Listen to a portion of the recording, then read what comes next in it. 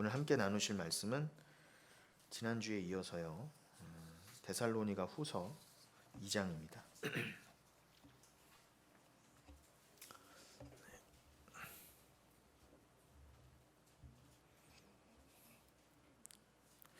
네, 데살로니가 후서 2장 9절로 12절입니다.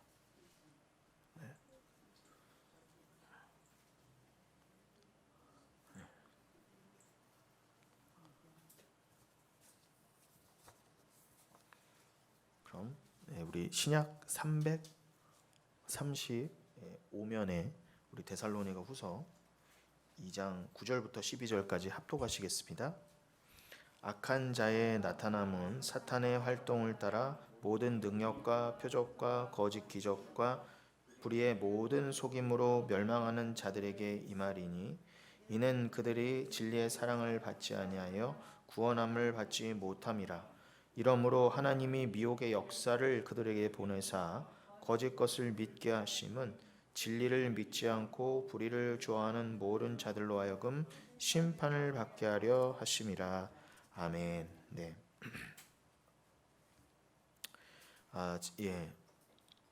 말씀드린 것처럼 지난주 이어서 데살로니가 후서 2장 9절부터 12절 이 부분을 이제 본문으로 진리의 사랑을 받지 못함이라.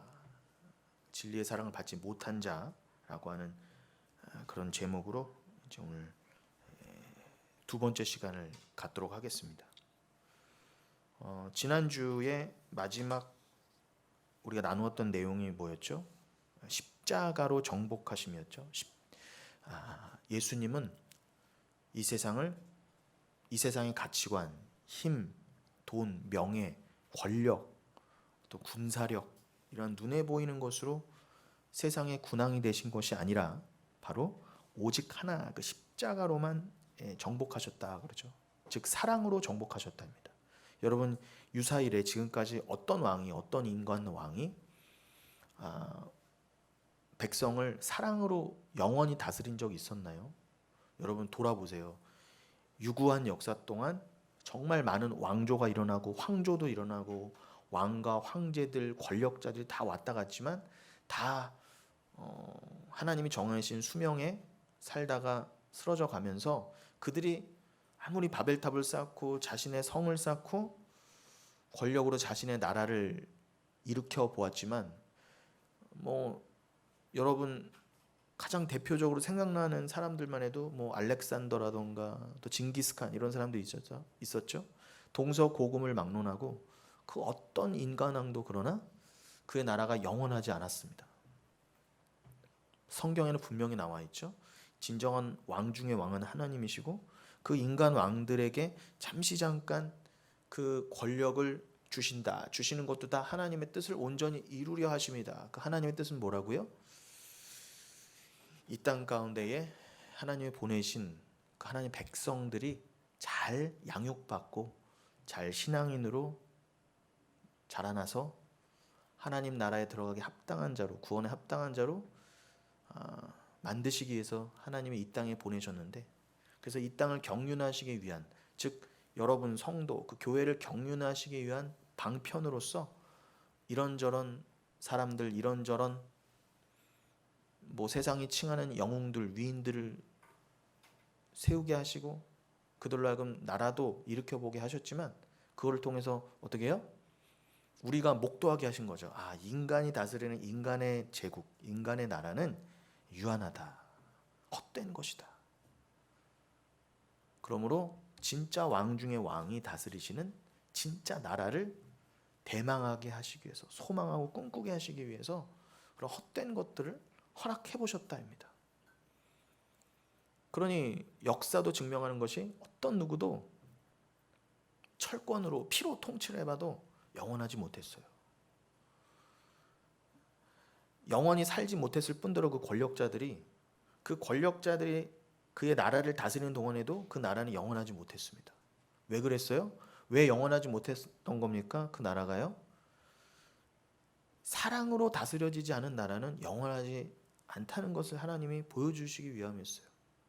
아무리 권력으로 찍어 누르고 돈으로 회유하고 그렇게 다스려 봐도 그 밑에 백성들은 처음에는 좀 굴복하는 것 같고 영광을 돌리는 것 같고 충성을 하는 것 같아도 어떻게 해요?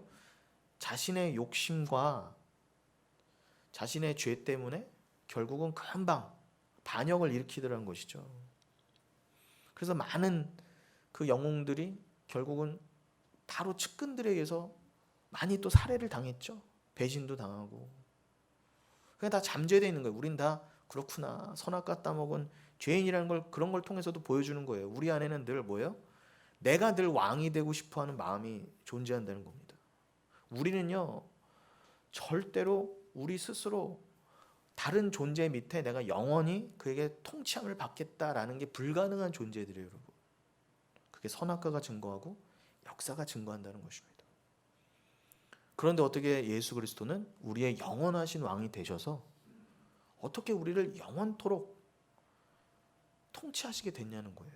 여러분들은 어떻게 스스로 예수 그리스도만을 내 머리로, 내 왕으로, 내 신랑으로, 나의 친구로, 나의 모든 것으로, 내 사랑으로 여기셔서 오직 그만을 위한 나라에서 그에게만 영광 돌리는 그 나라에서 내가 그의 사랑으로만 영원히 살리라는 것을 어떻게 다짐하게 되시고 결단하시고 믿음으로 그 삶을 받아들이시게 됐냐는 거예요. 이게 어떻게 말이 됩니까? 우리가 왕이 되면 됐지 남을 내가 갑이 돼서 통치하고 찍어 누르면 찍어 눌렀지 내가 통치함을 받겠다는 게 어떻게 가능하냐 말이에요. 영원토록. 그게 어떻게 가능했다고요? 그가 우리를 위해서 죽기까지 우리를 사랑하심으로 그 십자가의 사랑으로 우리를 정복하셨기에 그것이 가능하게 되었다입니다. 그래서 세상의 정복은 다 틀린 정복이에요. 정복을 한 게 없습니다. 세상의 어떤 권력도 어떤 돈도요. 어떤 가치관도 세상을 정복한 적이 없어요. 한시적으로 뭐 정복해본다 했지만 결국 다 한시적으로 망했을 뿐만 아니라 여러분 세상의 가치관으로 구원받은 사람이 있습니까 여러분? 있으면 저한테 좀 얘기해 주세요. 어떤 권력자가 그 백성들을 잘 통치해서 그들을 영원한 구원에 이르게 한 자가 있느냐 말이에요. 없잖아요. 그러니 세상은 한 번도 온전히 정복당해 본 적이 없는 거예요. 근데 우리는 국어사전적인 정복의 의미를 가지고 나도 왕이 됐다. 내가 정복했다. 내가 세상을 정복해 간다. 심지어는 성경 말씀도 왜곡해서 뭐 문화명령 같은 이름으로 다스리고 정복하라고 했다고 그냥 그런 세상적인 가치관으로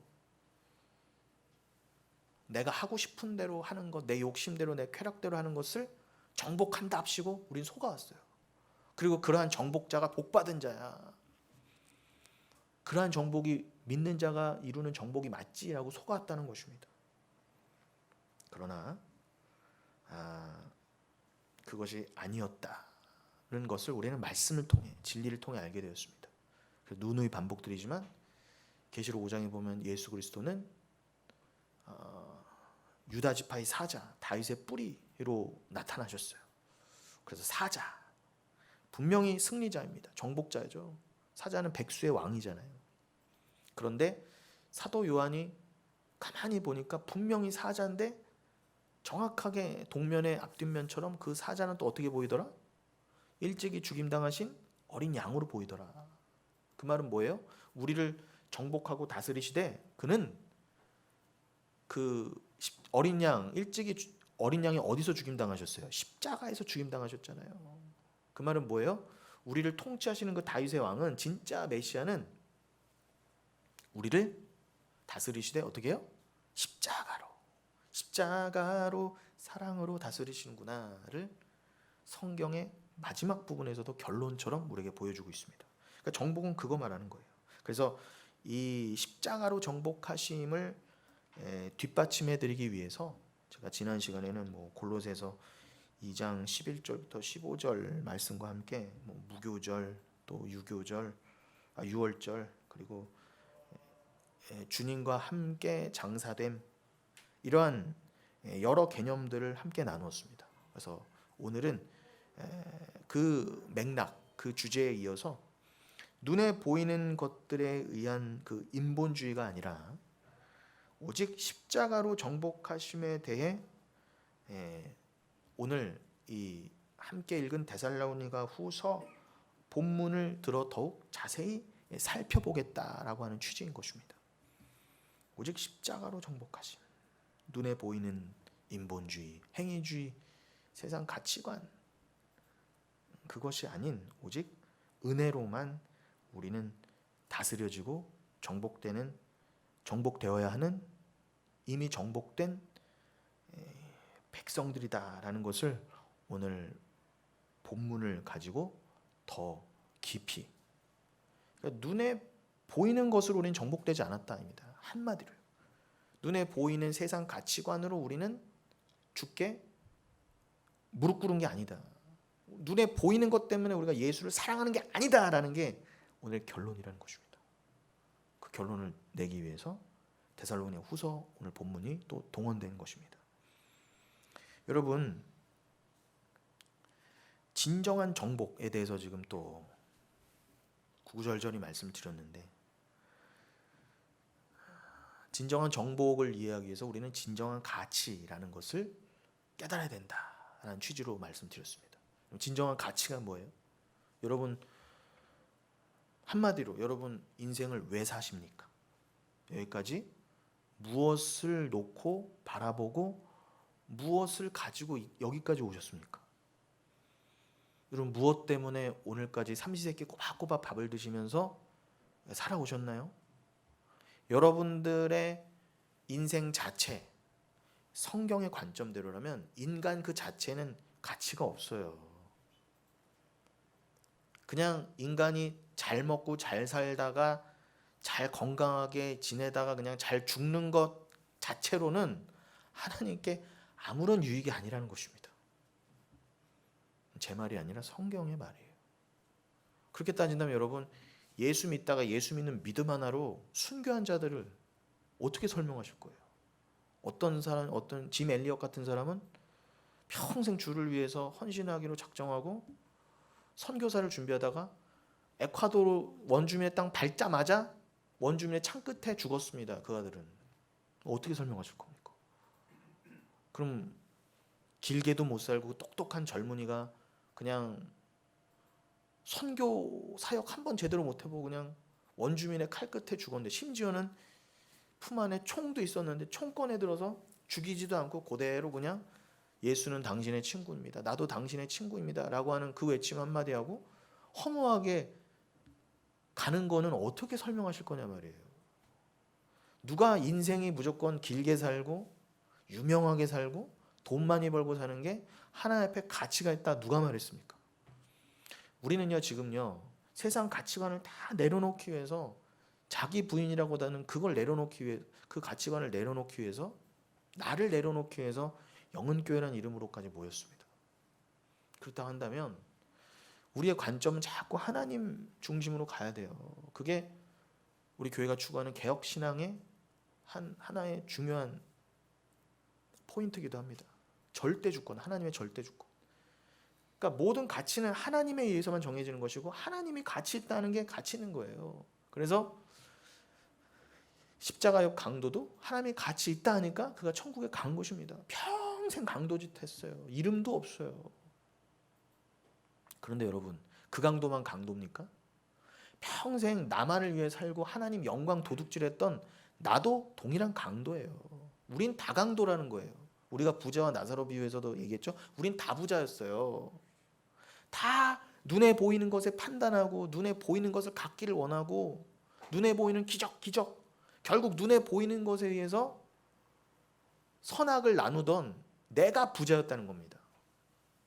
모든 것을 하나님 앞에 내려놓고 하나님 은혜만을 구하는 갈급한 심령이 그 거지가 돼야 되는데, 아니요, 나는 이것도 가졌어요, 이것도 해봤어요, 난 이것도 봤어요, 내가 믿었어요, 내가 했어요로 똘똘 뭉쳤던 우리가 상 부자들, 날강도들이었어요. 우리가요, 동일합니다. 우리는 여러분 지금까지도 죽는 그 순간까지 강도로 살고 부자로 사는 거예요. 그런데 다 동일한 강도와 부자인데 어떤 누구는 하나님의 만세전에 택한 주의 백성은 사랑을 부어주기로 한 그 백성은 어떻게 하나님이 그냥 덮어놓고 여겨주셔서 너는 강도가 아니라 넌 강도 만난 자야.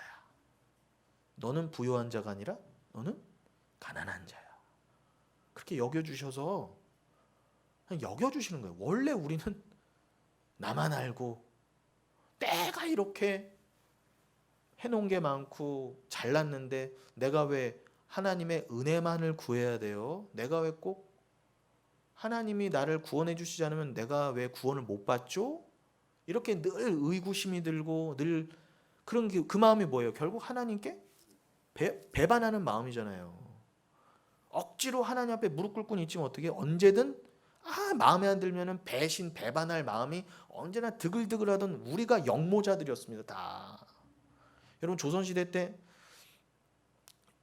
영모자들은요 삼족을 멸했어요. 어떻게요?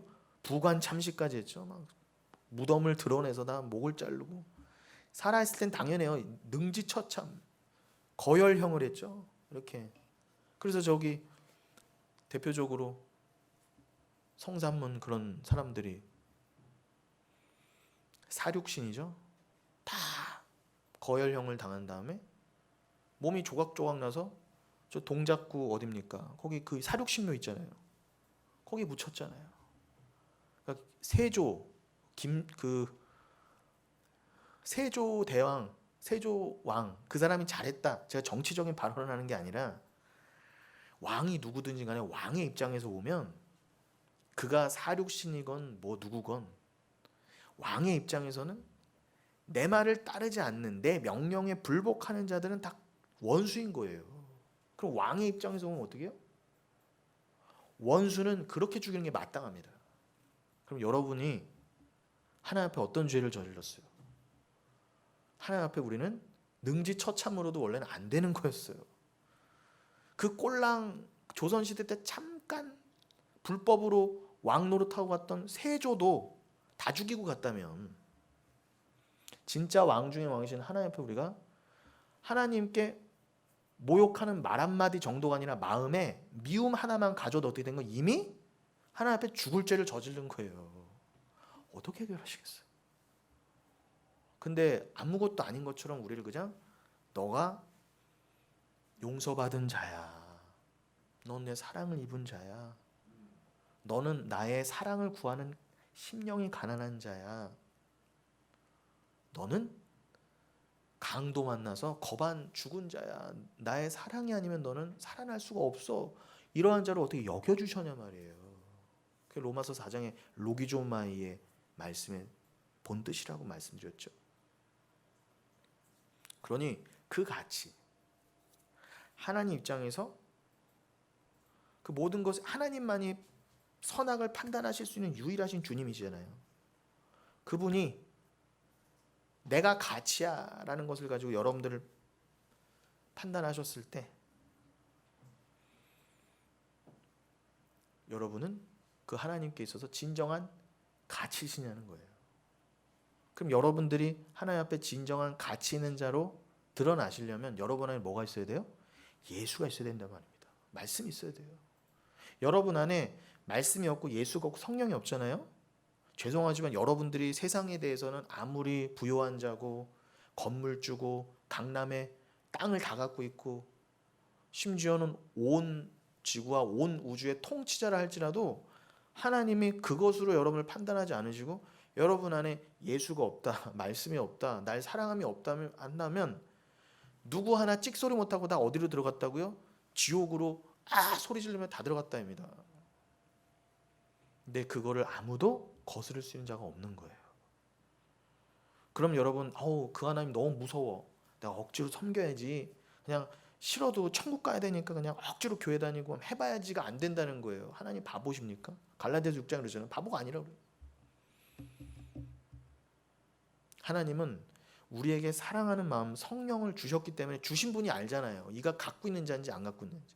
가짜들은 다 판별이 나는 거예요. 내가 주지도 않았는데 받은 척하는 인간들이 있는 거예요. 겉으로 드러나는 어떤 현상 가지고 랄랄랄라 뚜뚜뚜 하면 내가 받았다 하고 스스로 자랑하는 자들은 아닌 자가 태반이라는 거예요.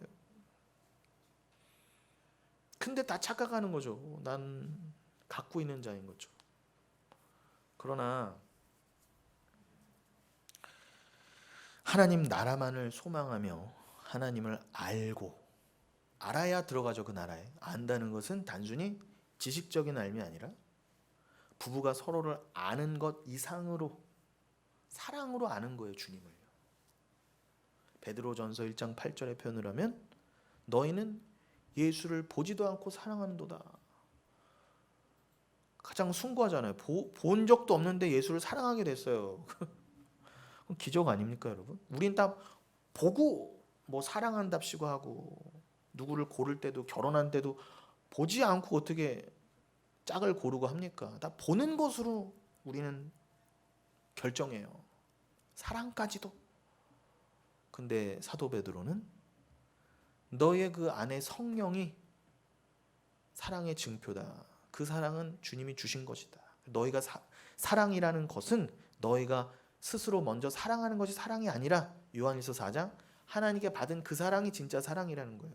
그 사랑으로 사랑이 완성된다는 겁니다. 여러분 인간은요 보고서야 사랑해요. 그걸 사랑이라고 착각하는 거죠.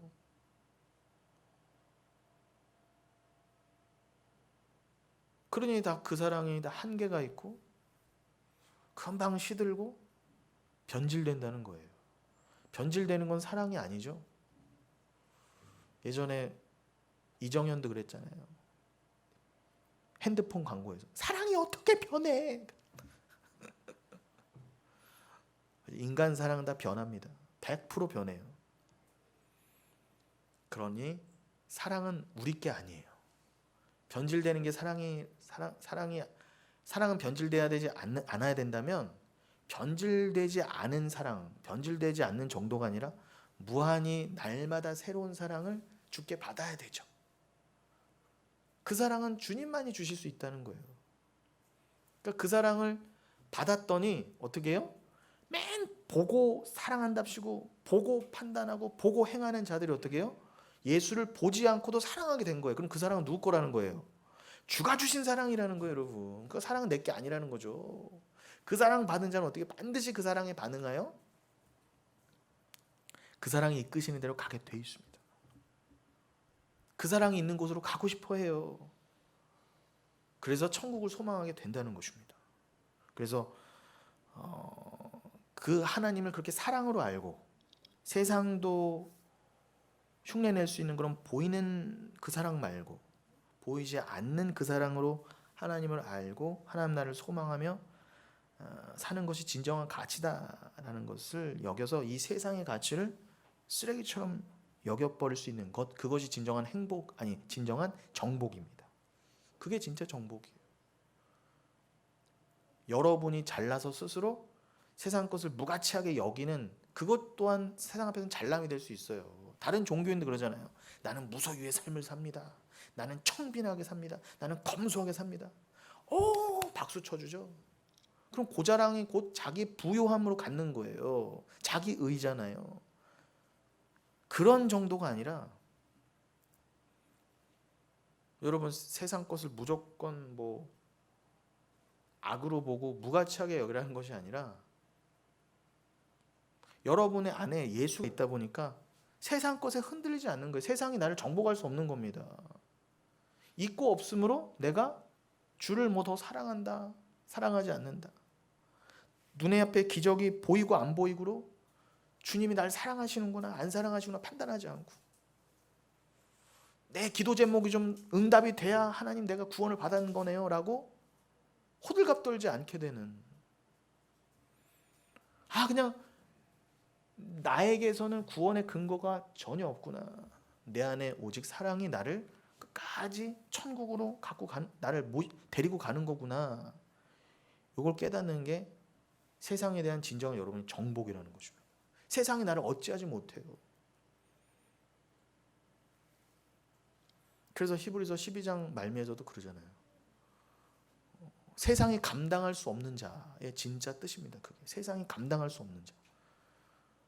너무 부요하고 우리가 세상 부로 너무 부요하고 세상 권력으로 너무 힘이 세서 세상이 감당을 못한다는 게 아니라 세상이 아무리 성도를 세상 가치관으로 유혹하고 그것으로 너의 가치를 삼고 판단 기준으로 삼아라 라고 아무리 미혹을 해도 미혹되지 않는 자가 세상이 감당하지 못할 자, 세상을 이긴 자라는 것입니다. 그래서 여러분이 지금 소유하고 계신 것들 그걸 다 버리시라는 말이 아니라 그것들을 열심히 모아서 내가 이 모은 것으로 내가 이 세상을 정복했다. 그것도 예수의 이름으로 정복했다. 그러한 생각을 내려놓고 그게 자기 부인이죠. 그 욕망의 가치 없음, 인간 욕망의 가치 없음을 증거하시는 삶으로 나아가시라는 뜻입니다. 그래서 이 세상은 온통 엉뚱한 정복을 하며 삽니다. 이 세상에서 그런 세상 것들을 얻어내고 성취하는 것이 정복하는 것이고 성공하는 것이라 엉터리 정복 전쟁이 벌어지고 있지만 그러한 자들이 바로 망할 부자라는 것입니다. 자신의 가치와 위상을 챙기기 위해서 하나님께 구해야 될 그 힘과 지혜와 용기를 그러한 세상 것을 얻는 것으로 악용하려고 하는 자들.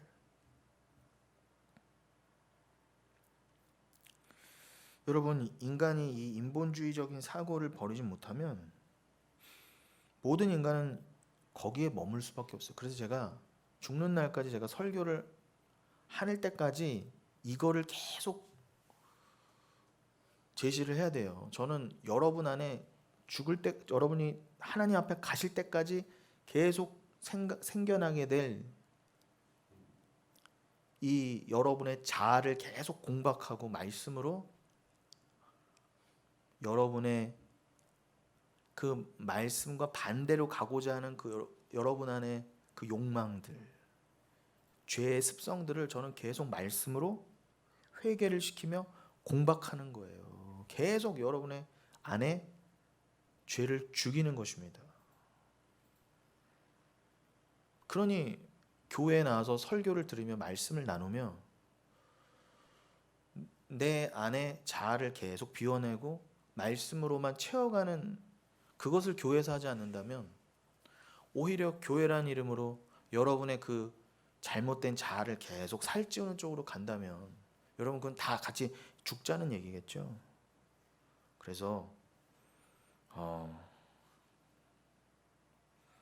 그저 우리는 교회에 모여서 예수님을 롤모델로 삼아 본보기로 삼아 그냥 쫓아 살자라는 그런 어설픈 성화론을 얘기하는 것이 아닙니다. 여러분 우리는 예수 절대로 못 쫓아 살아요. 우리가 더 잘 알잖아요. 예수를 무슨 자린고비 생선 대가리처럼 걸어놓고 아니면 무슨 기드온의 그 에보처럼 걸어놓고 광야에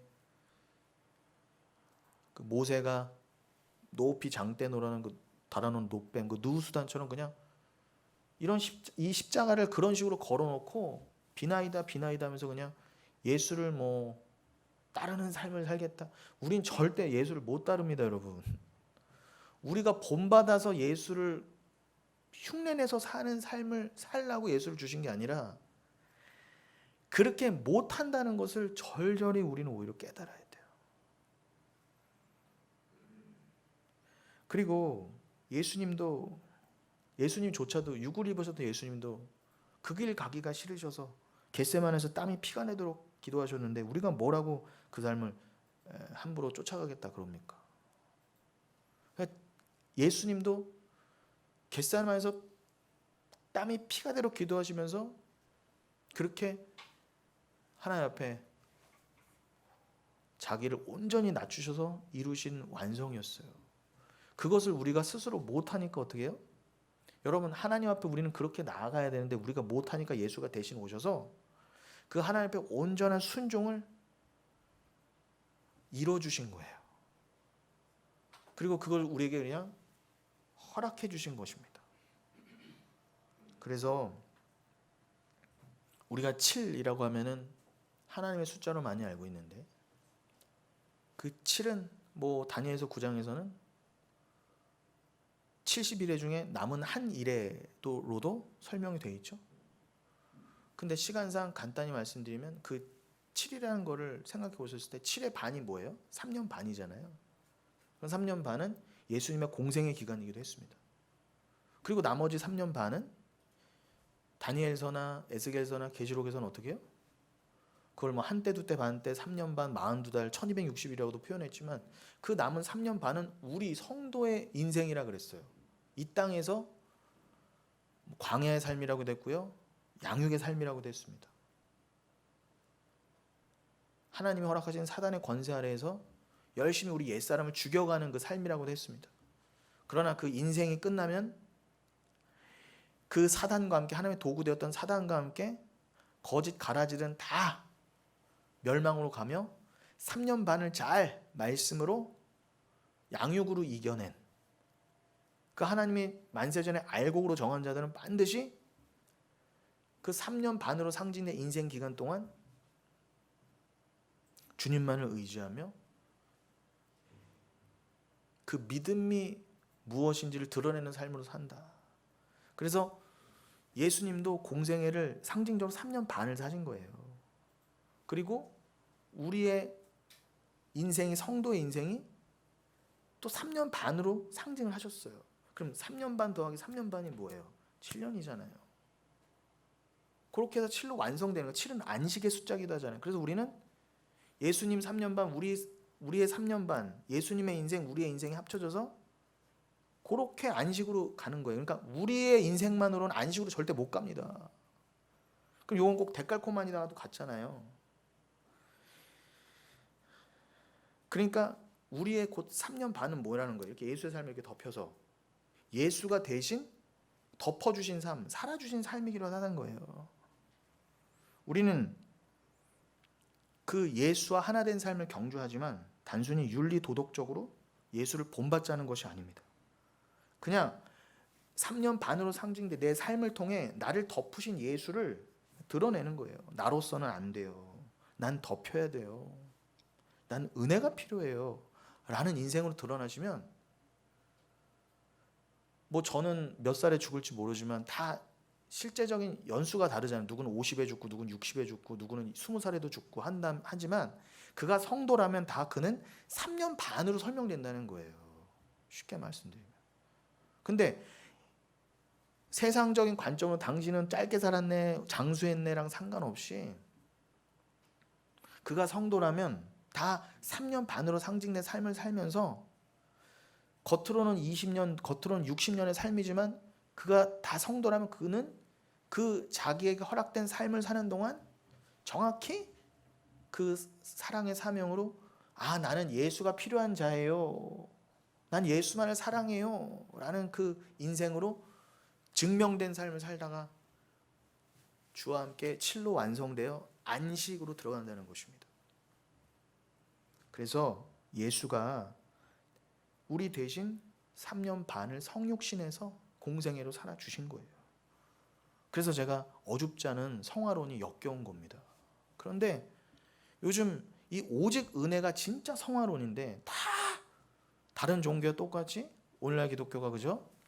윤리 도덕만을 말해요. 결국은 내가 예수 믿어서 남에게 좀 조금 근사해 보이고 착해 보이고 앞에 사람 좀 덜 밀고 욕 좀 덜 하는 것, 그것으로 기독교의 목표를 따잡는다는 거예요. 그거 하지 마시라는 얘기가 아니라 어차피 입으로 욕 안 해도 어떻게 해요? 정말 극한의 상황이면 누구나 여기서 욕이 나와요, 여러분.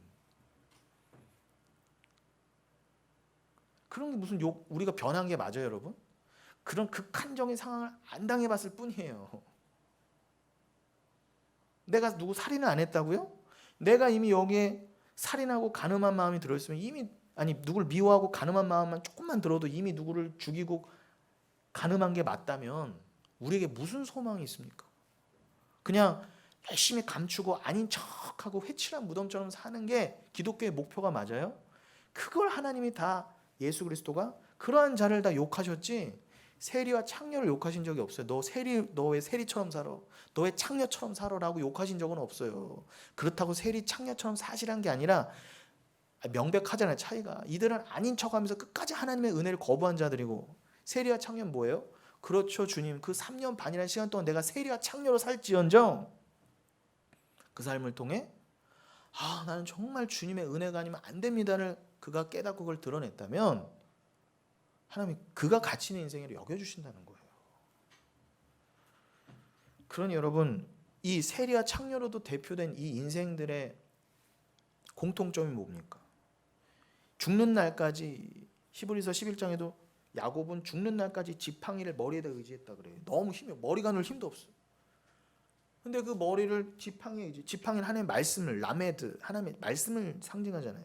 지팡이의 머리를 의지해서 끝까지 하나님을 예배하다가 갔대요. 그럼 뭐예요? 죽는 그 순간까지 오직 난 예수가 필요합니다.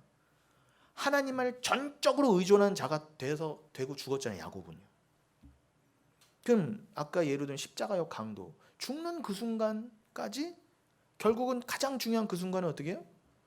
그 전의 삶은 뭐 강도고, 강도의 삶이 뻔한 거 아니겠어요? 그러니까 성경에 안 나와 있잖아요. 이 인간이 몇 년인데 태어나서 몇 끼의 밥을 먹고 누구랑 결혼했다가 뭘 어떻게 살고, 하나도 안 나와 있잖아요. 중요한 건 그가 사랑을 입었느냐는 겁니다. 그 강도가 어떻게 예수님을 인정했겠어요? 하나님이 마지막 순간에라도 예수 그리스도를 하나님으로 알아볼 수 있는 그 믿음을, 사랑을 주셨기 때문에 가능한 거잖아요. 그럼 뭐예요? 하나님께 그 은혜를 받는 게 진짜 중요한 거구나라고 우리는 예수의 강도를 통해서 알 수가 있고. 그럼 선한 사마리아인 비유에서처럼 강도 만난 자도 마찬가지죠. 찍소리도 못했어요. 막 너무 의도 터지고 다 뺏겨갖고 숨만 겨우 쉬었다니까요. 레위인 대제사장이 들어가면서 저거 이미 죽었네, 부정하다고 무시하고 갔던 존재입니다. 하나님 살려주세요라는 말조차도 못하던 존재, 그게 우리라는 거예요. 너의 이웃이 누구냐? 강로 만난 자가 너인데 너희의 진짜 이웃이 누구냐? 선한 사마리인 예수밖에 없네. 이렇게 되는 거죠. 거지 나사로도 마찬가지. 그러면 거지 나사로나 강도 만난 자나 예수님이 십자가 강도나 야곱이나 세리나 창녀나 다 뭐의 공통점이 뭐예요? 자신을 드러내지 않잖아요. 자기가 없어지잖아요. 죽는 그 순간에 갈수록 더 어디게요? 하나님만, 은혜만, 보혈만 의지하게 되는 자로 드러나잖아요. 그거를 상징하고 우리에게 가르쳐 주시려고 그러한 인생들을 대표적으로 막 뽑으신 거예요. 세리, 창녀, 막 극단적인 인생들을 뽑아셔서 우리에게 설명해 주신 것뿐이지, 여러분 그럼 우리가 세리처럼 살라는 거야? 우리가 창녀처럼 살라는 거야? 이렇게 제 말씀을 오해하시면 안 된다는 것입니다. 열심히 사세요, 여러분. 최선을 다해서 윤리 도덕적인 삶을 사십시오. 그러나 그걸 의지해서 천국 간다는 생각은 버리셔야 된다는 거예요. 기독교의 목표는 그게 아니라는 것입니다. 그래서 저는 오히려 세리보다 창녀보다 더 더러운 주제에 나는 아니라고, 그죠? 아닌 척 나는 그렇게 산 적이 없어. 나는 평생 이렇게 잘나게 살았거든 하는 그 잘남으로 엉뚱하게 기독교를 오해시키면서 자기도 오해해서 이런 게 기독교입니다라고 전하는 것, 그게 상바리새인이고 그게 가장 저는 역겹다는 거예요. 그게 회칠한 무덤이라는 것입니다. 성도는 그렇게 인간이든 자연이든 뭔가를 어줍잖게 정복하는 삶이 아니라 그렇게 하나님의 그 다스림을 받아 세상에 대하여 십자가에 못 박힌 자가 바로 세상을 정복한 자다라는 것을 잊지 마시기 바랍니다. 그래서 하나님께서 아담에게 이 모든 걸 다스리고 정복하라고 말씀하시면서 선악과 먹지 말라고 말씀하신 건 동시에 주셨죠. 정복해라 하면서 넌 선악과 먹지 마. 그게 같은 내용이라는 게 결국은요, 이게 다른 표현이지만 같은 내용이라는 겁니다. 세상을 정복해라. 그러려면 선악과 먹지 마. 같은 내용이라는 거예요. 이제 이해가 가시겠죠? 그럼 뭐예요? 선악과 먹지 않는 것이 세상을 정복하는 거래요. 그럼 선악과 먹지 않는 것이 뭐라고요? 지금 제가 내내 설명드린 것처럼 나는 신이 아니죠. 하나님만이 하나님이시죠. 내가 남보다 비교 우위에 있기 위해서 돈, 명예 등에 무릎 꿇으면서 그런 것들을 이용해서라도 남을 짓밟아서 정복하겠다는 마음을 내가 주 앞에 다 내려놓습니다. 난 이제 세상의 그런 가치관에서 내가 자유하겠습니다 라는 게 선악과 먹지 마라고 하는 하나님의 말씀을 아멘 한 거잖아요. 그러한 자만 진짜 정복하게 된다는 거예요. 그 진짜 정복이 뭐라고요? 결론은 사망의 정복이라 하지 않습니까? 결국 그렇죠. 당연히 선악과 먹지 말아야죠. 당연히 하나님만이 하나님이시고 나는 하나님의 통치만을 받아야 한다면 나는 그냥 피조물입니다. 하나님만을 사랑하는 게 마땅하죠. 그게 완성된 자는 당연히 세상을 정복하게 돼 있답니다. 그 정복은 뭐라고요? 세상 것에 휘둘리지 않고 그러함을 어떻게 해요? 결국은 사망을 정복하게 된 자. 사망아 너희 쏘는 것이 어디 있느냐? 사망아 너희 이기는 것이 어디 있느냐? 스티브 잡스도 이건희 씨도 다 무릎 꿇었어요. 정부 사망 앞에. 한 명도 예외 없이. IQ가 200이 넘어가도 안 됐습니다. 그 높은 IQ로 진리가 뭘까? 아무리 구하고 아무리 잘난 척을 해도 비틀즈의 그 존 레논처럼 내가 예수보다 더 유명한 자다. 내가 더 예수보다 인기 있는 자야. 예수가 누군데? 뭔데?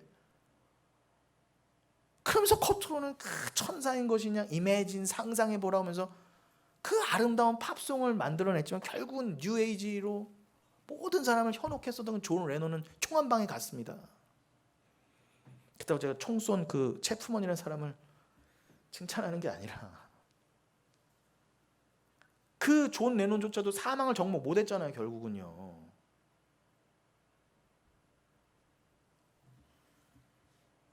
여러분 복음이라는 것은 이렇게 죽음 앞에서 위력을 발휘할 수 있어야 됩니다. 죽음 앞에서 위력을 발휘하지 못하는 복음은 사기라는 것이죠. 제가 여기서 죽음을 이길 수 없는 복음을 말한다면 저는 여러분들 사기꾼이 되는 거예요. 속이는 자가 되는 것입니다. 제 이야기를 여러분이 여기서 강단에서 여러분에게 어줍지 않은 위로와 어줍지 않은 성화론, 어줍지 않은 윤리 도덕, 어줍지 않은 인간 가치, 인본주의, 이 세상에서 잘 먹고 잘 살기 위한, 이 세상에서 그저 칭찬받고 좋은 인간으로 취급받기 위한 처세술 같은 걸 제가 그런 걸 위로랍시고 전해드린다면 당장엔 좋죠. 그리고 다들 그런 걸 나누니까 그런가 보다 하는데요. 나중에는 저를 얼마나 원망하시겠어요. 이 가짜를 가르쳐 놓고는 목사 취급을 받았구나. 여러분 지금은 다 난파되고 있어요. 이 세상이요. 지금 마치 타이타닉호가 두동강 나면서 그 화려한 잔치를 벌이던 그 타이타닉호가 두동강 나면서 다 찬바다에 빠지면서 생사의 갈림길에 놓였던 것처럼 지금 세상은 그렇게 다 난파돼 가고 있어요. 그때에 여러분에게 던져지는 설교가 구명보트가 될 수 있는가를 늘 기억하시기 바랍니다. 그것을 복음이라고 하는 것입니다. 그런데 이 시대의 교회는 도대체 뭘 주겠다는 것인지, 여러분이 살아생전에 그저 좀 위로받고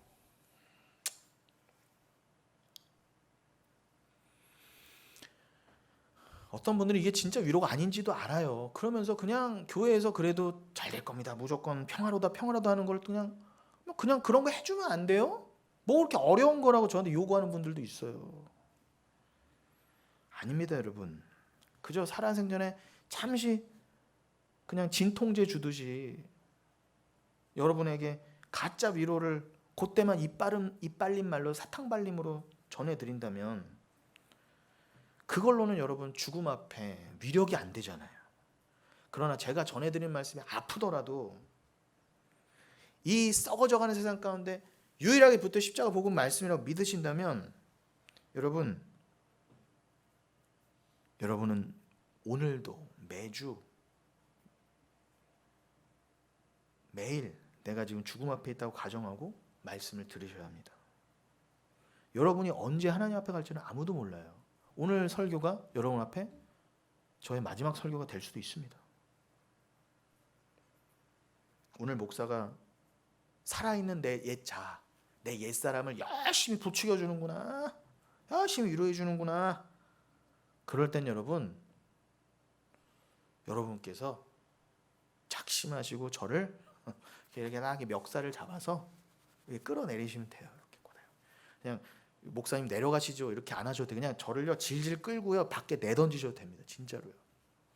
제가 지금까지의 말씀에 변질돼서 어줍지 않은 위로를 하는 그 순간 여러분들은 힘센 분들 이렇게 해서서 저를 이렇게 들어서 이렇게 던지세요. 그냥 그러셔도 돼요. 괜찮습니다. 그렇게 해서 제가 정신만 차릴 수 있다면 그게 오히려 저에게는 잘 되는 일입니다. 여러분, 지금까지의 그 내용을 좀 정리하고 좀 오늘 마무리를 하려는 게 뭐냐? 우리가 8월 7일부터 누가복음 16장을 들어 부자와 거지 나사로를 나눴고 그것이 기점이 돼서 오늘까지 왔어요. 그래서 어차피 오늘 본문 데살로니가 후서도 같은 맥락이고요. 어차피 성경 전체가 그 맥락입니다. 제가 오늘 명절이죠. 총정리해서 그 얘기를 드리면서 결론을 데살로니가 후서로 결론을 맺고 마치겠다는 겁니다. 여러분, 부자는 자기 자신에 대한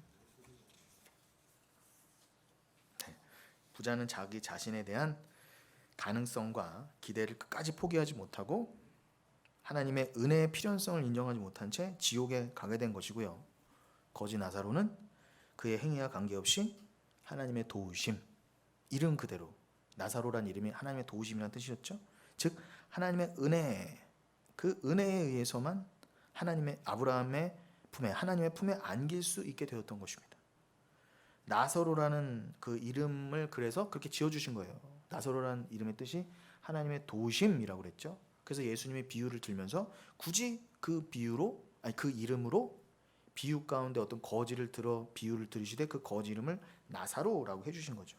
우리는 그러한 부자와 나사로의 비유를 통해서 우리도 천국 가기 위해서 거지 나사로처럼 그저 문자적으로 청승 떨면서 가난하게 무조건 청빈하게 살자는 그런 섣부른 선동적 결론을 도출하면 안 된다고 말씀드렸습니다.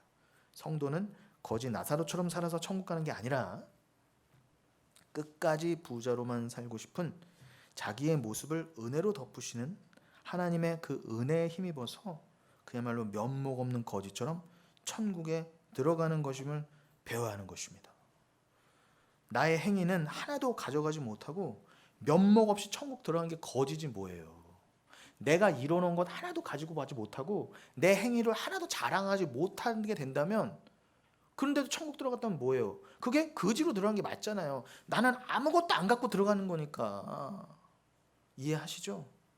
그러니까 자기분이라는 그 가난함을 말하는 거예요. 그러한 천국의 거지들은 이 세상에서 자신들의 저주받을 그 부자지향성, 죽는 그 순간까지 눈에 보이는 것으로 만족하고 싶어하는 그 부자지향성, 그것과 늘 갈등하고 싸우다 가는 거예요. 근데 끝까지 거기에서 난 질 것 같아요. 죽는 그 순간까지 눈에 보이는 것에 묶여 살던 내가 어떻게 평생 그렇게 부자로 강도로 살던 내가 나는 어떻게 천국 가냐 말이에요. 그럼 답은 뭐예요? 아까 초반에 말씀드린 것처럼 나를 사랑하시고 작정하신 하나님의 뜻밖에는 없는 것입니다. 그 이유는 그래서 그 저주받을 부자지향성, 여기에서 부자라는 것은 단순히 돈을 많이 벌고 싶다는 그런 부자가 아니라 그랬습니다. 이 부자지향성을 계속해서 들키고 폭로당하면서 이 세상의 허황됨과 심심함을 무료함을 깨달아가게 되는 것이고요. 하나님의 그 철몽둥이 철장에 의해서 이 세상의 힘을 하나하나 털리는 삶을 살게 되는 것이라 그랬습니다. 그렇게 해서 결국은 예수 그리스도의 십자가 은혜가 아니면 자신들의 존재 자체가 신기루에 불과한 것이며, 그러한 신기루들이 영원히 자신들의 신기루됨을 인정하지 못하고 자신들만을 위해서 살게 되는 그 고정되는 땅의 세상, 그걸 지옥이라고 한다는 것입니다. 지옥은요, 여러분 여기를 지옥이라고 그러잖아요. 왜 지옥이라고 그래요? 이 땅이 벌써 지옥이에요. 왜요? 다 자기만을 위해 살잖아요. 그게 자기가 신기루 먼지인 걸 모르고 내가 무슨 가치가 있는 것이냐, 나만을 위해 다 살잖아요. 하나님도 무시하고. 그들이 모여 사는 게 지옥인데, 그래도 여기는 여러분 하나님의 은혜가 아직은 임하고 있잖아요. 구원받을 이들이 아직 여기 살고 있잖아요. 그런데 여기서 구원받은 이들을 다 뽑아내시면 어떻게 해요? 이 땅은요, 이 세상은 다 진짜 지옥으로 들어가 완벽하게 지옥으로 고정된다는 거예요. 멸하진다는 거예요. 여러분 여기서 이 지옥도 우리 믿는 자들은 견디지 못하는데, 여러분 영원히 이게 확정된다고 생각해 보세요. 자기만을 위해 드글드글 그냥 자기만을 위해 사는 그 귀신의 무리들이, 사단의 새끼들이, 사단의 자식들이, 인간들이요, 자기만 잘난 구원받지 못한 그들이 영원토록 나만을 위해서 남의 것을 뺏고 나를 자랑하기 위해서 남을 짓밟고 하는 그 삶을 영원히 그들과 경쟁하면서 여러분 확정된 그 지옥에서 산다고 생각해 보십시오. 굳이 뜨거운 불이 없더라도 못 살아요. 저는요. 그래서 정말 천국 가고 싶어요. 여러분 그거 자신 있으시면 예수 없이 사십시오. 진짜로요. 내가 영원토록 내 힘으로 나를 증명하면서 남을 끝까지 이겨가면서 언제 누가 내 뒤통수를 칠지 모르는 그런 위기감 속에 나를 더 지키고 막 남하고 서로 적대시하고 미워하고 이런 관계로 영원히 살 자신 있으시다. 그런 분들 예수 안 믿으셔도 좋습니다. 그걸 알아가게 되는 자들이 거지예요, 여러분. 이 세상은 이게 신기루구나. 이게 진짜가 아니구나. 그걸 깨달아가는 게 거지라는 것입니다. 반면에 여전히 인간의 가능성을 부인하지 못한 채 하나님의 영광이 아닌 인간의 영광을 위해 살아가는, 하나님의 은혜의 필연성에 전혀 동의하지 못하고, 왜 내가 은혜를 받아야 돼? 이렇게 잘난 내가 왜 나에게 십자가가 필요해? 이렇게 하나님의 은혜의 필연성에 전혀 동의하지 못하고 눈에 보이는 세상과 그 세상의 힘에 의존하여 죽어서도 자기 것만 챙기려고 하는 자들, 그들을 지옥 갈 부자라 하는 것입니다. 그들이. 여러분, 승영아, 누가복음 24장 27절 한번 띄워주시겠습니까? 그 누가복음 16장에 보시면은 지옥에 있는 부자가 천국의 아브라함에게 부탁하는 장면이 나왔었죠. 자기는 이렇게 지옥에 와 있지만 자기 형제들은 절대로 지옥에 오면 안 되니까 나사로를 살려보내서 그들에게 전도하게 해달라 그래요. 굉장히 기특한 부탁이죠. 분명히 죽은 나사로가 살아 돌아가면 그 기적을 보면 믿을 거야, 내 형제 자매들이. 그런데 아브라함은 모세와 선지자가 그들에게 있으므로 그들이 모세와 선지자를 통하여 구원을 얻을 기회가 있다고 그럽니다. 그러나 그들이 모세와 선지자를 듣지 않으면 죽은 나사로가 살아내려가도 그들은 절대 천국에 올 수 없다는 거예요. 지금 기적과 말씀이 동시에 딱 떠오르는, 오직 말씀이냐 아니면 기적이냐. 기적에 의해서는 여러분 눈에 보이는 그것으로는 어느 누구도 천국에 못 들어간다는 거예요. 그러나 은혜를 받으면요, 눈에 보이지 않아도 말씀으로만으로도 천국 간다는 것입니다. 자, 그 모세와 선지자가 도대체 뭐냐는 거예요. 그게 누가복음 24장 27절에 설명되죠. 분명히 부자에게 그 아브라함이 모세와 선지자들이 그들에게 있기 때문에 그들에게 허락된 말씀을 통해서만 구원을 얻을 수 있다 그랬죠. 그럼 그 모세와 선지자가 뭐냐는 거예요. 예수님이 직접 누가복음 24장 27절에 이렇게 말씀하셨습니다. 이에 모세와 모든 선지자의 글로 시작하여 모든 성경에 쓴 바 자기에 관한 것을 자세히 설명하시니라 그랬어요. 누구예요? 모세 선지자가 누구에 대해 기록되어 있다고요? 예수에 대해 기록되어 있는 거예요. 말씀이죠. 성경 말씀. 그러니까 누가복음 16장에서 그 천국에서 아브라함이 말하는 모세와 선지자란 구약 성경을 비롯한 하나님의 보이지 않는 계시 전체를 말하는 것입니다. 그게 모세와 선지자예요. 하나님에 대한, 하나님 나라에 대한 계시, 즉 하나님의 은혜를 힘입어서 하나님의 계시를 알아들을 귀를 얻지 못하면 그 어떤 눈에 보이는 기적들과 행위들이 주어진다고 해도 절대 천국에 못 들어간다. 죽는 날까지 그 기적 경험하고 내 앞에서 태평양이 갈라지고 내 앞에서 시체가 벌떡벌떡 일어나도 그것으로는 천국 못 간다는 겁니다. 모세와 선지자에 관한 그 성경 말씀을 주의 은혜로 깨닫지 못하면. 근데 내가 성령을 받아 그 성경을 깨닫게 되면 굳이 앞에 그런 기적들, 내가 부자가 되고 병이 낫고 한 기적이 없어도 천국 간다는 것입니다. 그래서 오늘 본문의 모세와 선지자라는 보이지 않는 그 계시의 말씀과 죽은 나사로의 귀환이라는 눈에 보이는 기적이 대조되어 있는 것입니다. 세상의 부자들은요, 기적을 원하지만 하나님은 아니야, 난 은혜로만 구원할 거야. 그래야 그게 나의 뜻 오직 은혜거든. 우리는 죽는 날까지 기적을 구해요. 여러분 여기 자유로우실 수 있어요? 저부터도 그래요. 우리 영은교회가 기적적으로 좀 이렇게 짠 하고 좀 드러나도 나름 괜찮을 것 같은데 라고 하는 생각을 저도 왜 안 할까요? 여러분 하루에 최소한 한두 번은 해요. 그러니 저는 죽는 날까지 저도 부자로 살 거예요. 그래서 기적을 자꾸 구하거든요. 그게 부자 지향성이에요. 어쩔 수 없는 우리 마음에. 그게 우리의 죄성이라는 것입니다.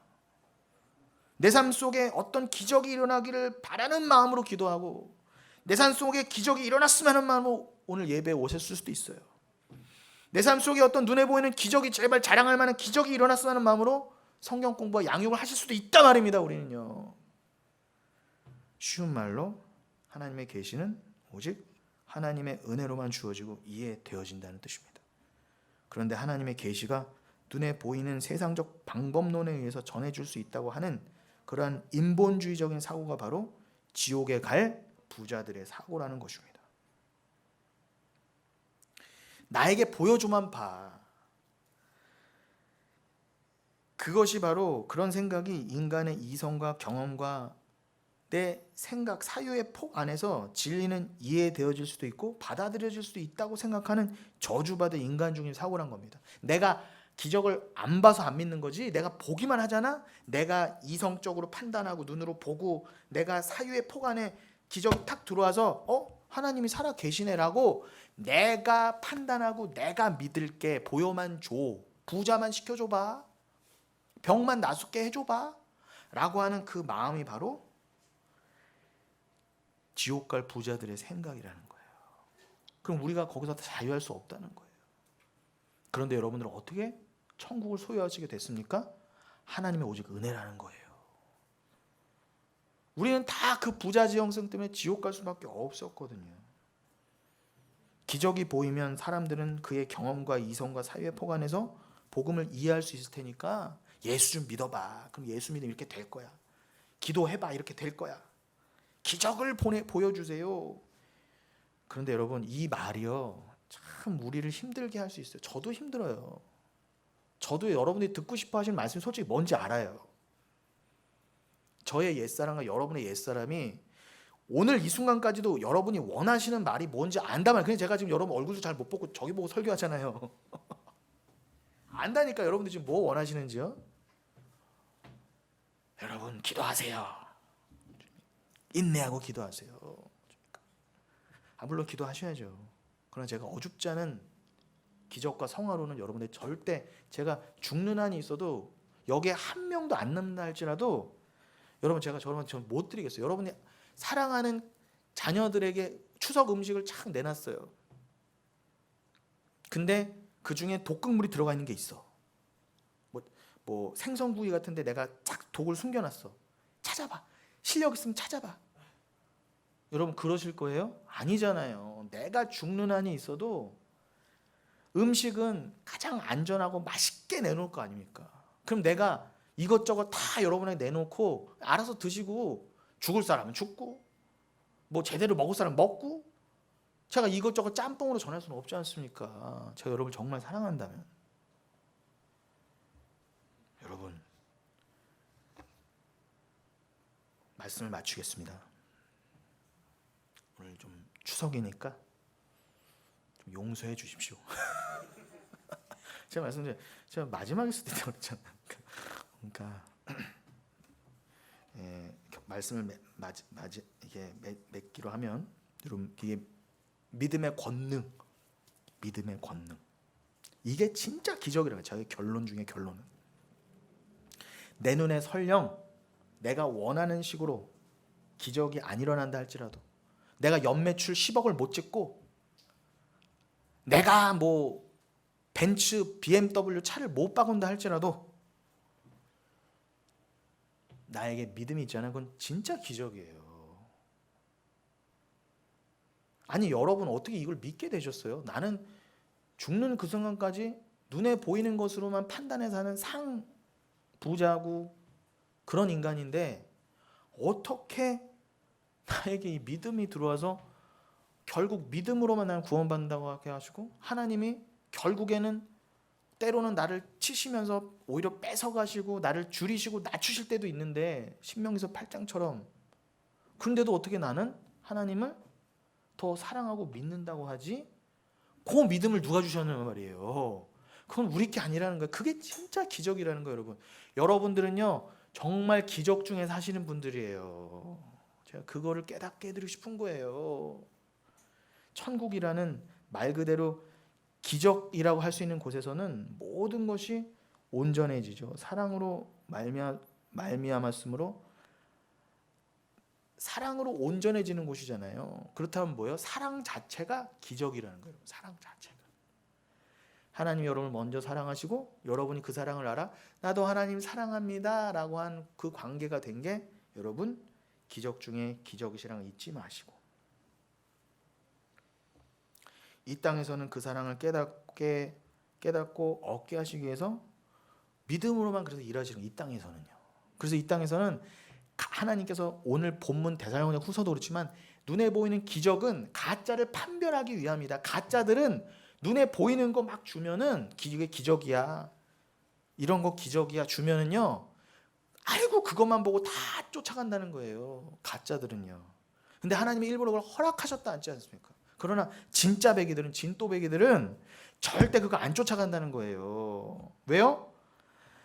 저기서는 하나님 다 주실 거지만 이 땅에서 오직 믿음으로 사는 게 맞지, 믿음만이 드러나게 하시려고 해서라도 여러분들 절대 기적 못 쫓아가게 하신다는 말입니다. 진짜 사랑을 안 자에게만 허락된 진짜 기적인 구원과 영생, 그게 진짜 부요함이잖아요. 진짜 부족함 없음이잖아요. 그 시편 23편 1절 남에는 나의 목자신 내게 부족함이 없으려다, 그걸 성취하시기 위해서 여러분을 이 땅에서는 믿음으로만 살게 하시는 것입니다.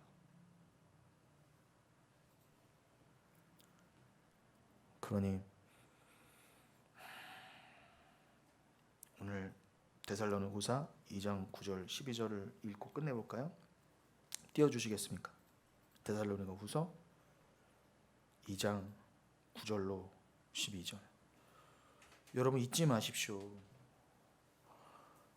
이 세상 드라마도 말하는 것들이 있어요. 뭐예요?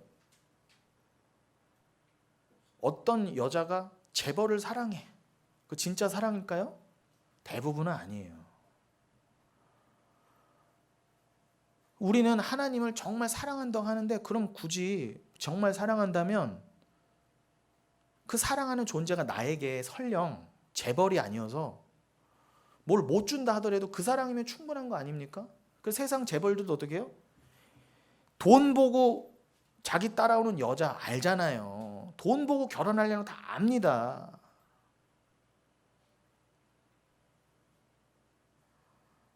그런 거를 세상도 논할진데 어찌 우리가 하나님을 정말 사랑하는데 하나님이 나에게 기적을 안 보여주시고 내가 원하는 대로 이 땅의 가치로 나를 안 채워주시면 하나님 나 삐질 거야, 하나님 사랑 안 해, 어떻게 이럴 수 있냐는 거예요. 아니 춘향이도 지킨 정절 아닙니까? 상 그지로 몽룡이가 왔는데도 안 버리잖아요, 사랑요. 저는 그걸 말하는 거예요, 여러분. 초월한 사랑. 그 사랑만으로 천국을 살 수 있으니까요. 띄워주셨나요? 9장 9절부터 12절. 자, 악한 자의 나타남은 사탄의 활동을 따라 모든 능력과 표적과 거짓 기적과 불의의 모든 속임으로 멸망하는 자들에게 임하리니. 제가 다음 시간에까지는 또 할 수 없어서 오늘 조금 이렇게 하는 겁니다. 모든 멸망하는 자들에게 무엇이 임한다고요? 기적과 표적과 능력이 임한다는 거예요. 누구에게요? 멸망하는 자들에게. 그러니 여러분 너무 기적, 표적, 능력 이런 거 바라지 마세요. 마귀는요, 타락한 죄인들의 그 부자 지향성, 그것을요 아주 간지러운 데를 긁어줘요. 사탄이, 마귀가 그런다지 않습니까? 그러니 여러분 뭐 좀 어머 막 은이빨이 금이빨로 변하고 뭐 어떻게 됐다, 절대로 이런 걸로 여러분 판단하거나 따라가시면 안 됩니다. 그거는요, 모세 때 술사들도 거짓 것들도 다 했던 거예요. 그들도 지팡이를 뱀으로 만들고 나일강을 피로 만들 수 있었어요. 그거는 상관없는 것입니다. 참고로 저는 작두날 못 올라갑니다. 근데 가짜들은 작두날도 올라가요. 이는 10절 후반부, 이는 그들이 진리의 사랑을 받지 아니하여 구원함을 받지 못함이라. 구원 못 받은 자들은 반드시 기적에 던져지게 되어 있다는 것입니다. 부자 지향적 삶으로 그냥 하나님이 던지신다는 거예요. 진리의 사랑을 못 받은 자, 하나님의 사랑을 못 받은 자는 어떻게 된다고요? 구원함을 받지 못하게 하기 위해서 너 기적 쫓아가, 그냥 기적만 바라고 살아. 그렇게 그냥 오히려 그런 자들에게 기적을 더 보여준다는 거예요. 기적 그렇게만 살게 하시려고. 11절, 이러므로 하나님이 미혹의 역사를 그들에게 보내사. 왜 보내신다고요? 미혹의 역사, 사탄을 하나님 왜 보내신다고요? 사탄도 하나님 우리에게 보내시는 겁니다. 우리 가운데. 어차피 구원 못 받은 인간들에게는 여러분 유혹을 저희 가운데서 불일 듯 역사하게 한다는 거예요. 기적과 능력을 그냥 아예 줘버린다는 거예요. 그냥 그것만 바라고, 그것만 그 열매만 바라도록, 미혹되도록 오히려 하나님이 마귀를 통해서 역사하게끔 그냥 풀어두신다는 거예요. 마음껏 역사해라, 교회 가운데서도. 거짓 것을 믿게 하심은 누가요? 하나님이 기적에 던져서 거짓 것을 믿어라, 그렇게 하나님이 허락하신답니다. 우린 여기까지 가야 돼요. 어머 어떻게 하나님이 그러실 수 있어? 아니요. 하나님이 구원 안 하기로 작정하신 인간들에게는 죽는 날까지 기적 하다가 심판받고 지옥에 가거라 라고 하신다는 것입니다. 쉽게 말하면. 마지막 12절이요. 진리를 믿지 않고 불의를 좋아하는 모든 자들로 하여금 심판을 받게 하려 하심이라. 분명히 나오죠. 왜 거짓 것들에게는 하나님이 사탄까지 동원해서 기적 보여주면서 그것만 쫓아가게 하신다고요? 진짜와 거짓을 갈라지게 해서 거짓 것들은 어떻게 해요? 결국 하나님의 심판을 받게 하시려고. 여러분들이 이 심판에서 면제함을 받으신 분들이에요. 우리도 똑같이 눈에 보이는 기적만 바라보면서 다 지옥 갈 뻔했는데 어찌 우리에게 믿음을 주셨는지를 꼭 기억하시고 그 믿음으로만 감사하시고 그 믿음으로만, 오직 그 믿음 하나로 서로 이 교회를 아름답게 이루어 가시는 저와 여러분 되시기를 예수님의 이름으로 축원드리겠습니다. 우리 나 무엇과도 주님을 바꾸지 않으리, 이렇게 오늘 은희 자매가 골라주신 찬양 중에 있습니다.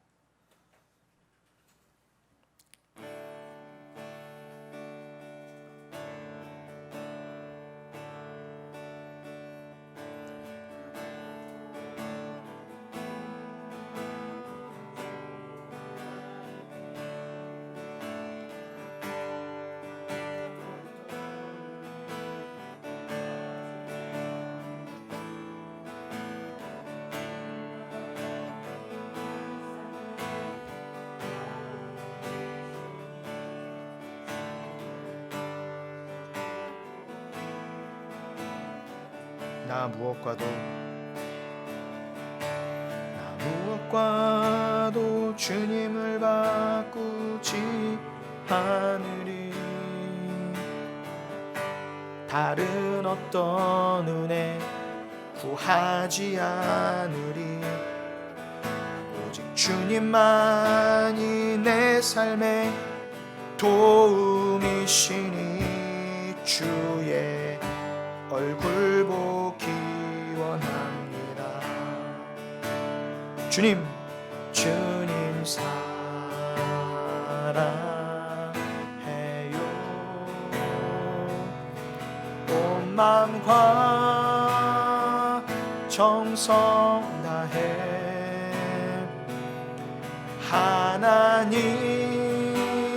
하나님의 신실한 친구 되기 원합니다. 주님 사랑해요. 아멘. 주님 사랑해요.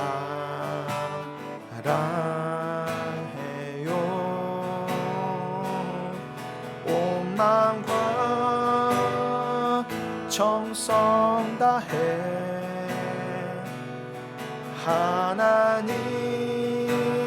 하나님의 신실한 사랑되기 원합니다. 우리 주의 이름 세 번 부르시고 간절히 기도합니다. 주여 주여 주여. 주님 우리에게 오늘 진정한 믿음과 사랑을 알려주시니 감사합니다.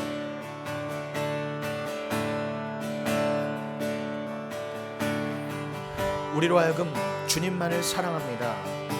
주님만이 나의 도움이십니다. 주님의 얼굴 보길 원합니다 라고 하는 고백이 나오게 하시니 감사합니다. 이 일을 행하신 이는 하나님이십니다. 주님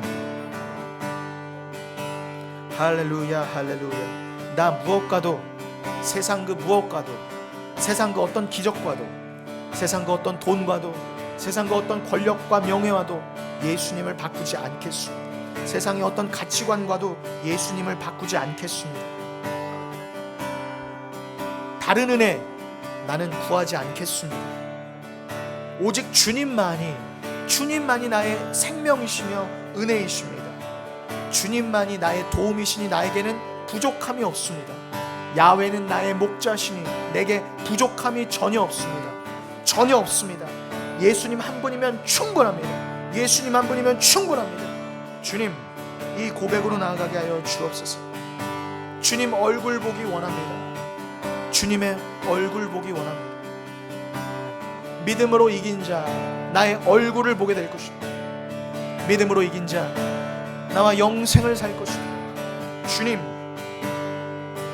온 마음과 뜻과 정성을 다해 하나님의 신실한 사랑이 되길 원합니다. 하나님의 반쪽이 되길 원합니다. 나의 사랑 나의 어여쁜 자 나와 함께 가자. 주는 신랑이시오 나는 주의 신부가 되길 원합니다. 내 뼈 중에 뼈요 살 중에 살이라는 그 예수님의 고백대로 나는 예수님과 하나가 되길 원합니다. 내가 예수님의 뼈요 내가 예수님의 살이 되길 원합니다.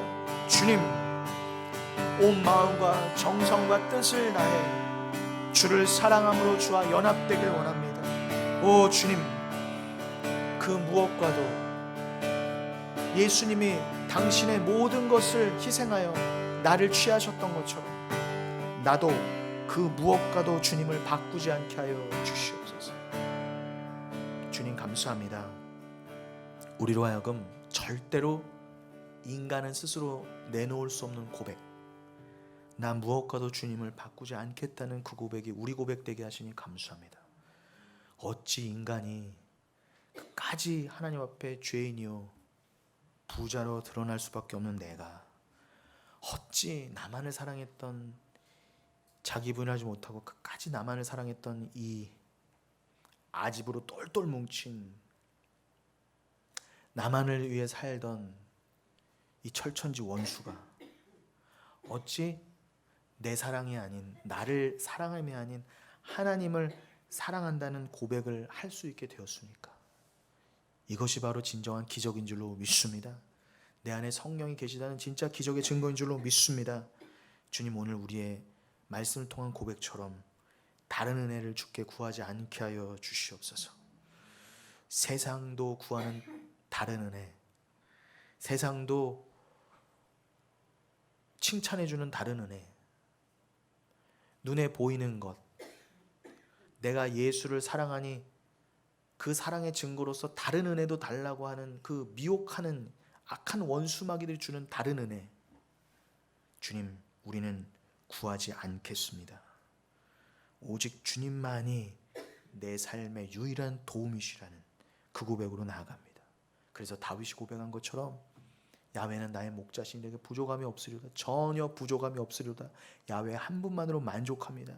내가 그 고백으로 자기 부인의 완성의 길로 나아가길 소망함으로 영혼교회로 모였습니다.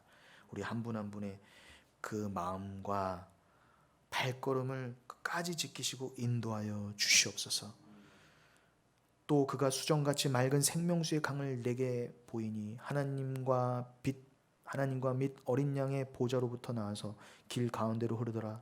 강 좌우에 생명나무가 있어 12가지 열매를 맺되 달마다 그 열매를 맺고 그 나무 잎사귀들은 만국을 치료하기 위하여 있더라. 다시 저주가 없으며 하나님과 그 어린 양의 보좌가 그 가운데 있으리니 그의 종들이 그를 섬기며 그의 얼굴을 볼 터이요 그의 이름도 그들의 이마에 있으리라. 주님, 이 말씀처럼